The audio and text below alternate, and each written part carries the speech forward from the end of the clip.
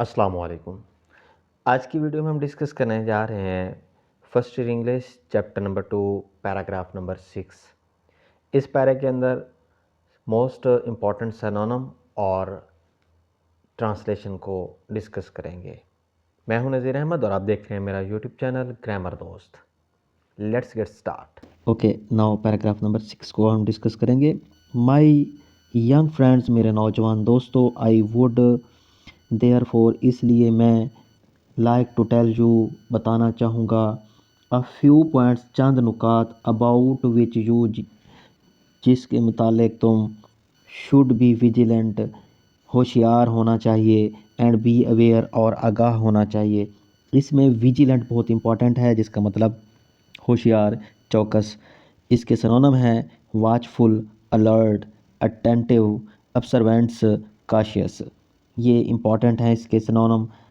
تو اب ہم اس کے پورے کا ترجمہ کریں گے۔ پورے کا ترجمہ ہے، میرے نوجوان دوستو، اس لیے میں آپ کو چند نکات بتانا چاہتا ہوں جن کے بارے میں آپ کو چوکنا اور خبردار رہنا چاہیے۔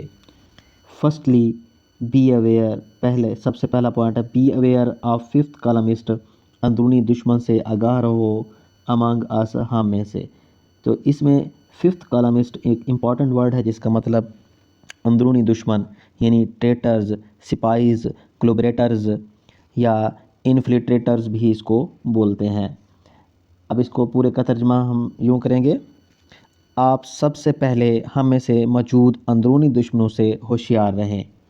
آگے ہے سیکنڈلی، دوسرے نمبر پہ، گارڈ اگینسٹ، خبردار رہو، چوکس رہو، محتاط رہو۔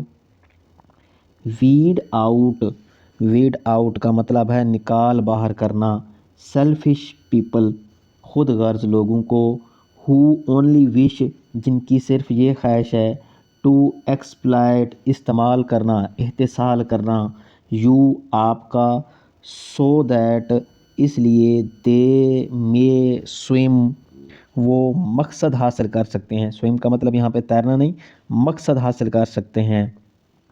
اب ہم پورے کا ترجمہ یوں کریں گے۔ دوسری بات یہ ہے کہ ایسے خود غرض لوگوں سے محتاط رہیں اور ان کو نکال باہر کریں جو صرف آپ کو استعمال کر کے اپنے مقاصد حاصل کرنا چاہتے ہیں۔ آگے ہے تھرڈلی، تیسرے نمبر پہ، لرن ٹو جج، فیصلہ کرنا سیکھو، ہو آر ریئلی ٹرو، جو حقیقتاً ہے، حقیقی ہیں، اینڈ ریئلی آنیسٹ، اور حقیقتاً ایماندار ہیں، سچے ہیں، اینڈ انسیلفش، اور جو بے لوث ہیں، بے غرض ہیں، سرونٹس، خادم، نوکر، آف اسٹیٹ، ریاست کے، ہو وش، جن کی خواہش رکھتے ہیں، ٹو سرو دی پیپل، لوگوں کی خدمت کرنا، ود ہارٹ اینڈ سول، دل و جان سے، اینڈ سپورٹ دیم، اور ان کی مدد کرو، ان کی مدد کرنی چاہیے۔ اب پورے کا ترجمہ ہے، تیسری بات یہ ہے کہ یہ فیصلہ کرنا سیکھیں کہ ریاست کے حقیقی، سچے اور ایماندار اور بے غرض خادم کون ہیں، جو دل و جان سے عوام کی خدمت کرنا اور ان کی مدد کرنا چاہتے ہیں۔ Thank hopefully you. آپ نے اس ویڈیو کو انجوائے کیا ہوگا اور اس نے آپ کے علم میں ضرور اضافہ کیا ہوگا۔